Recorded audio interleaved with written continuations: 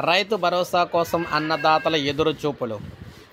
వర్షాకాలం సాగు ప్రారంభం కావడంతో రైతులు పెట్టుబడి సాయం కోసం ఎదురు చూస్తూ ఉన్నారు.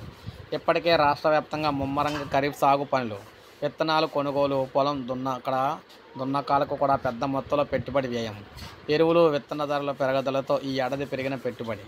రైతు భరోసాపై ఇప్పటి వరకు కూడా వ్యవసాయ శాఖ నుంచి రాని ప్రకటన. ప్రైవేటు వడ్డీ వ్యాపారాలను ఆశ్రయిస్తున్న రైతులు. సో రాష్ట్ర వ్యాప్తంగా 35 లక్షల ఎకరాల్లో రైతులు వివిధ రకాల పంటలు సాగిస్తూ ఉన్నారు.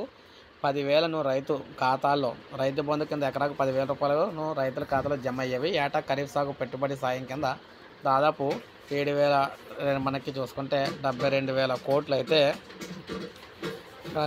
వేస్తూ ఉండేవారు అన్నమాట. అంటే రైతుల ఖాతాలోకి 72,000 రైతుల ఖాతాలోకి బ్యాంక్ అకౌంట్లోకి అయితే ఈ స్కీమ్ ద్వారా డబ్బులు అయితే వేస్తూ ఉండేవారు. మొత్తంగా చూసుకున్నట్లయితే కాంగ్రెస్ ప్రభుత్వం వచ్చిన తర్వాత ఇక్కడ మనకి రైతు భరోసా పేరుతో ఎకరాకు 15,000 రూపాయలు ఇస్తామని హామీ ఇచ్చారు. అయితే దానికి సంబంధించి విధి విధానాలు అయితే ఖరారు చేయలేదు. సో అయితే ప్రజెంటు రైతు బంధు తరహాలోనే ఎకరాకు 10,000 రూపాయలు చొప్పున ఈ సీజన్కి ఎకరాకు 5,000 చొప్పున ఇస్తామన్నారు. దానికి సంబంధించి కూడా ఇంకా విధి విధానాలు అయితే ఖరారు కాలేదు. మనకి ఈరోజు క్యాబినెట్ మీటింగ్ ఉండే అవకాశాలు అయితే కనిపిస్తున్నాయి. అందులో మరి ఎప్పుడు నుంచి చేస్తారో ఏంటనేది అయితే మనకి డేట్ అయితే వచ్చే అవకాశం అయితే ఉందన్నమాట అఫీషియల్గా. సో ఇది మనకి రైతు భరోసా పెట్టుబడి సాయంకి సంబంధించి లేటెస్ట్ అప్డేటు.